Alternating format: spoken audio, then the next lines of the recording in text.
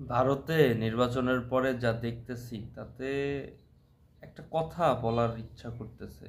ভাই, ইন্ডিয়ার যারা আছেন, কলকাতার যারা, তারা গরুর মাংস কেনা বেচা বন্ধ করে দেন, কুরবানি দেওয়া বন্ধ করে দেন, কেনার দরকার নাই।